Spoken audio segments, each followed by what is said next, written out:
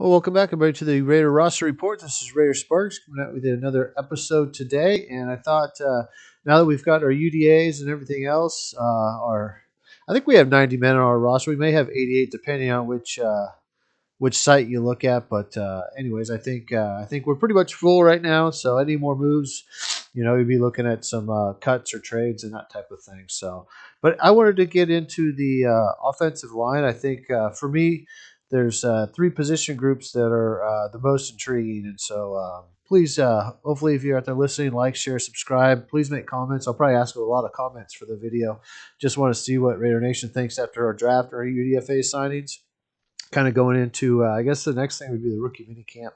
I don't think it's scheduled yet, but that's probably what's coming up next. So, anyways, yeah. So for me, it's the offensive line, it's the safety room, and the running back room. So those are the three that are, for me, are the most intriguing because I just there's so many pieces that can happen, so many things that can happen. I don't think any of the or much of the lineups even start. Not just for starters, but for actually makes the roster. So, but to me, the biggest one is the offensive line for a couple of reasons. One, it was our probably weakest unit last year, and then two, there's just a lot of intrigue. I mean, so far, right now we have so many offensive linemen. I think we have 17 offensive linemen, or I'm sorry, 16 offensive linemen. And then if I look back at the Patriots, so 2021 on their active roster or the game day roster, they had eight offensive linemen. In 2020, they had nine. And so I think with the acquisitions of some young guys that we just came up with, we had the two draft picks and the UDFA guy,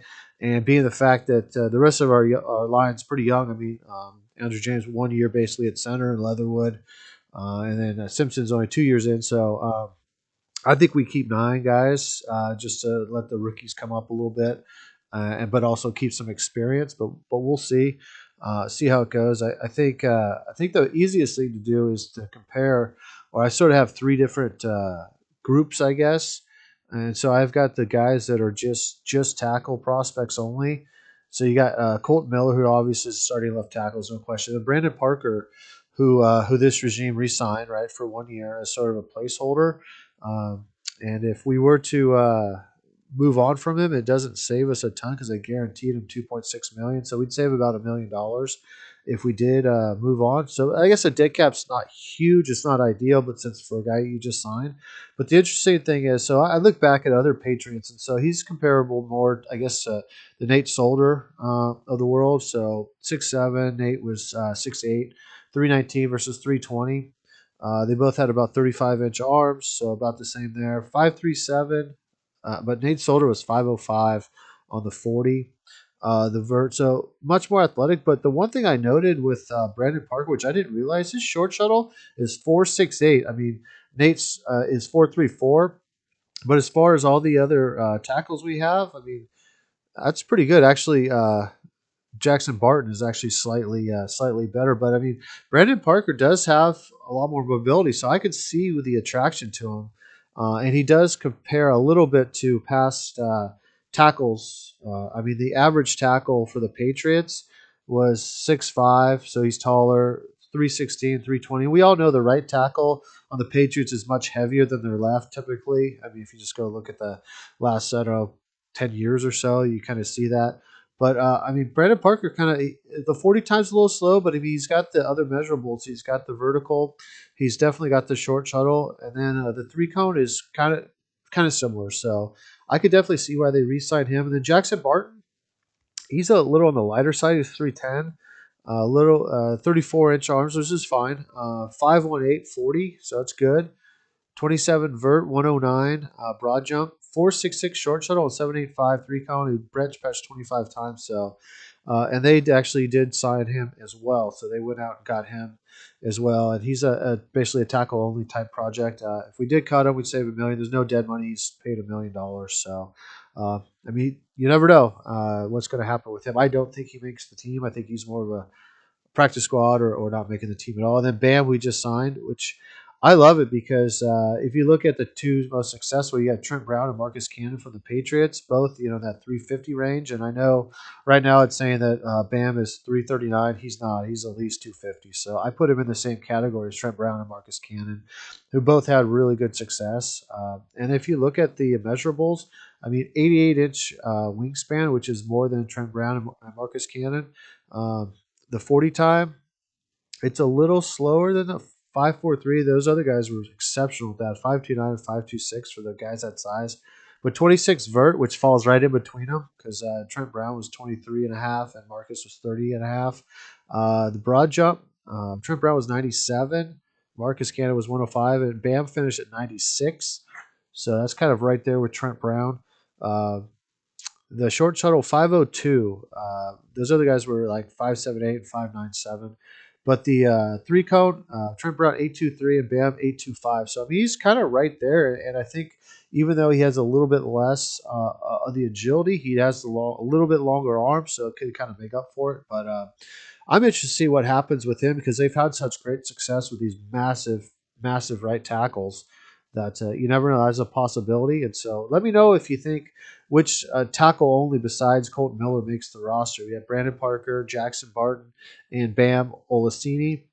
And I will say this: it'd be, I don't know. I'm kind of, he is 26, so the age. I mean, how long do you stick a guy? If he does make the practice squad, how long do you invest in a guy like that?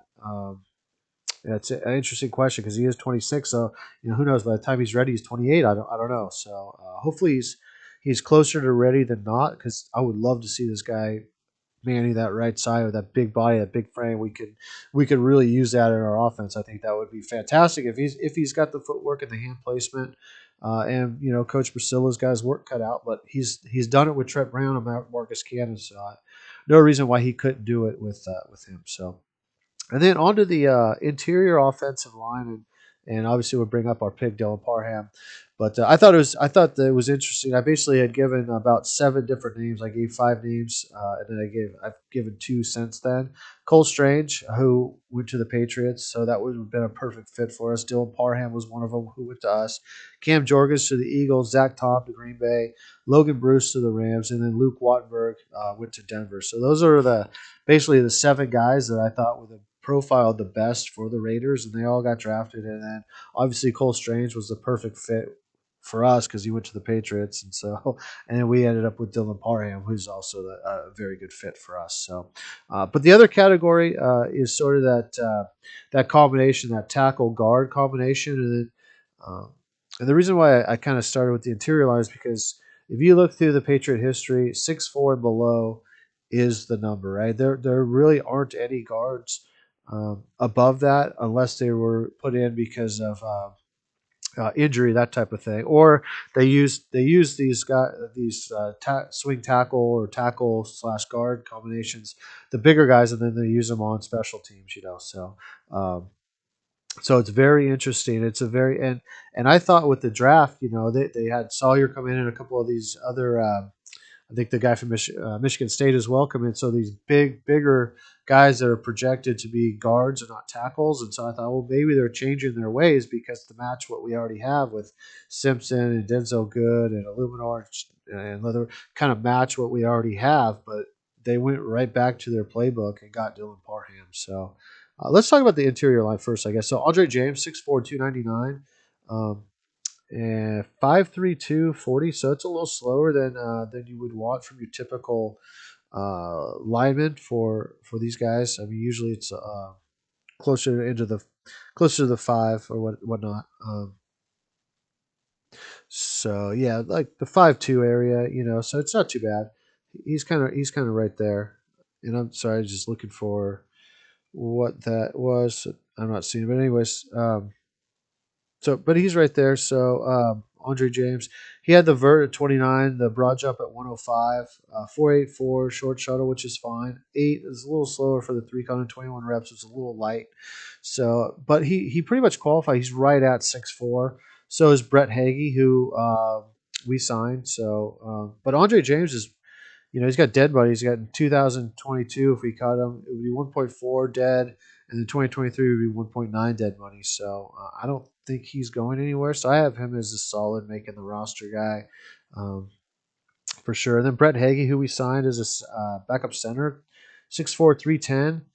Slow on the 40 time. He didn't have the vert. He does have the broad jump and the short shuttle and the 3 cone, but he's a little light on the bench press. But he's got experience, so um, you never know. If my thought is if we don't keep well, if Parham is the center, which there's some talk of that, Andre James would be the backup. There'd be no need for Brent or Horanis Grazo, who the next guy we'll talk about. Um, but if we decide Dylan is the guard, then James is the center, and then for some reason we don't keep Alex Bars, then I could see either Brent or Horonis making it as our backup center because we would need one at that point. And I'm not sure I'm saying his name right, but Horonis, he checks all the boxes: 6'3", 297, 10'3", 2, or 10-inch hands, 32-inch wing, 5'03", 40, which is great, 4'7", 4, and 7'8", 5 on the short shuttle. So he checks all of the boxes, um, and so something to consider there. Lester Cotton, he's a guard prospect only. 6'3.5", 336 though, so he's much larger than a typical Patriots lineman. 5'3", 40, it's a little slow. 24 on the vert, 100 on the broad jump, which is fine. A 5'0 short shuttle, which is slow, an 8.23 and 24 reps. So, but they re-signed him for a reason, and I'm not sure why, because he doesn't meet really any of the criteria. And that's one of the reasons I thought maybe we would be switching back to a heavier offensive line. Would go to a power scheme. Maybe the agility could be a little up, get the weight up on these guys' strength, and do some more power. But again, they went right back to their playbook. And then Jordan Meredith, who I've talked about on this channel a few times, this new regime signed him. One of their first signings. He meets every single criteria: 6'3", 302, 10-inch hands, 31-inch arms. Well, arms might be a little short, or maybe 32, but he's maybe a little short on the arms. But 5'11", 40, which is good. 32 on the vert, 109 on the broad jump, 4'6", on the short shuttle, 7'4", and then 25. Bench press. I mean, he basically checks every box. So, I mean, I don't know. Look for him to possibly do it. And then Dylan Parham, 6'2.5", 311, 10-inch hands, 33-inch arms, 4'9", 340. He's a little short on the vert, 26.5. You'd like to see that around 29 or 29.5, right in that range. But 108 broad jump, 4'7", 8 short shuttle, 7'7", 8 3 cone and 25 reps. He basically checks all of the boxes except for the vert. He's just a little short on that. So here I am thinking, kind of read the tea leaves of the guys that they have on the roster, the guys they're bringing in for interior line. So I wanted to ask the question to you guys: do you think our starting offensive guard is on the roster yet? So we have 16 guys on the roster. We're going to keep 8 to 9 of them, so about half. But do you think right now, as we sit, we have our starting guard? I mean, Andre James at center, Dylan Parham at guard. Do you think the other starting guards on the roster as we sit now? And looking at this, I could see them if something pops up in free agency, which I haven't seen anything on the market yet. But I mean, June 1st is not far away. If something happens there, which somebody tries to save cap and somebody meets this profile, I could see us signing a guard, because these other guys that are tackle swing guards type thing, they don't really meet any of the qualifications except Leatherwood 6'5", 312. But he has all the other measurables, all the his 40, his vert, his broad jump, short shuttle, and 3 cone are all very, very good for a lineman. So, I mean, he's just a little taller than the normal. So, I don't discount him, and he's definitely going to make the team. Alex Bars, there aren't any combine stats on him, so I don't really know, but he's 6'5", 334. So, that's tackle for starting tackle. But as a backup, he can get away with it. And his benefit, he plays all 5 positions. So, like I said, if we didn't want to keep one of the other guys, Brett or Horonis, I'm not sure, as Grazo, let's say that, as a backup center, and we didn't want to put Dylan Parham in having to learn a center and guard spot, as a rookie, then we have Alex Bars to lean back on, because he could play all 5 positions. He's done all 5. So, and then Jermaine Illuminor is 6'3.5", 345. He checks a lot of the boxes as well: 5'2", 240, 28.5 vert, 103, and 7'7", and he has 34 bench reps. I kind of have an inside track on him as well to make the roster, just because the experience he has with it. Denzel Good, 6'5", 340, but he's really good. We've seen him play. He's a little slow on the 40 time, but his vert's good. His broad jump's fine. His just agility isn't quite there, so it's somewhat concerning with the injury. So to me, he's sort of on the fence of making the team or not. So I'm not convinced as much with Denzel Good. Plus, we'd save 3.7 million if we moved on from him. Thayer Mumford, he checks a lot of the boxes as well. A little slow on the 40 though, 5.33, but he had 108 broad jump, 22 bench press, so he needs to get a little bit stronger. But all the rest of the measurables are there for tackle size for us: 6'6", 328. 10 inch hands, 35-inch arms. I mean, so he's got all the measurables. I don't know about the rest of his agility drills because I don't think he did them, but still very good. I still think he makes the roster. I think he has just as good a shot to start at right tackle as any of the other guys. I mean, we're looking at right now what we're looking at: Brandon Parker, Jackson Barton, Bam Olasiti, Leatherwood, Alex Bars, Jermaine Illuminor, Denzel Good, Thayer Mumford. All of those guys are going to be competing for that right tackle spot. So let's see, there's 1, 2, 3, 6, 7, 8 guys competing for one starting spot. That's good competition. And then you have a guy like John Simpson, who checks some of the boxes. He's 6'4.5", so he's a little tall. 321, so he's too heavy, like to be a typical guard. Huge hands, over 11 hands. He's got long arms. Basically, that's what Tom Cable wanted, right? 5'2", 40, which is fine. A 30 vert, a 107 broad jump, 34 reps. So he's super strong. I want to see him make it because I think he can do it, but I'm on the fence with him too. I'm not sure he makes it because he doesn't fit the typical mold of an interior lineman for the Raiders. So let me know if you think John Simpson's going to make the final roster. So as we sit here now, I mean, Leatherwood, Andre James, Dylan Parham, Colton Miller, I think are all locks. Thayer Mumford, to me, has an inside track. Alex Bars, because we went out and signed him pretty early, and he plays all 5 positions. Illuminor and Meredith, those are 8. And then you got Simpson, Good, Jackson Barton, and who else we got here? Hagee and Grazo, those guys, and Cotton. Those are all interior guys. So let me know.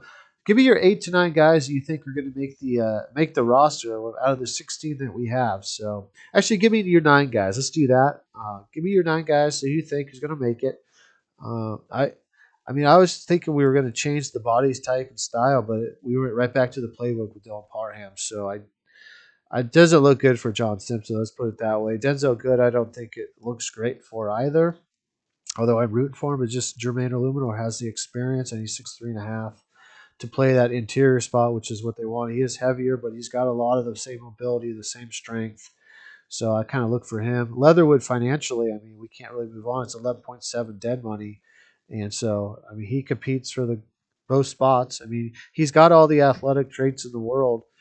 Just has to put it together, and maybe with the coaching, he gets it. And so anyways, that's kind of what I got for you. I mean, I think you know where I'm going at with Leatherwood, James, Parham, Miller, Thayer, Bars, Illuminor, Meredith, and then I'm totally on the fence with the other guys. You know, who's going to be that ninth guy for me is kind of tough. Is it going to be Jackson Barton, Bam Olasiti, Denzel Good, who I'm rooting for big time, John Simpson?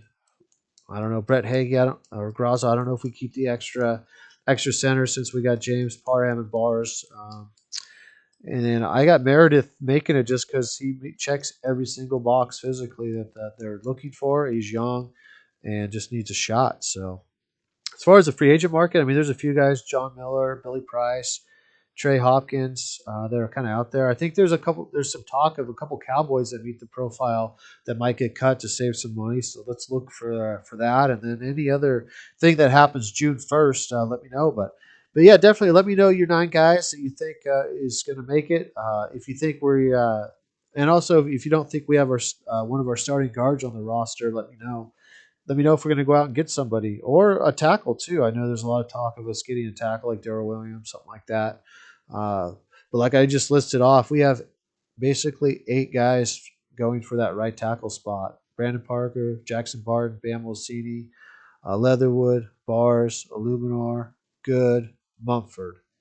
8 guys we have to compete for one spot, one starting spot, and then of course the swing tackle spot as well. But I think Brandon Parker's got that at least locked up, especially the money that we paid him and his physical traits. I think our coach will want to work with him.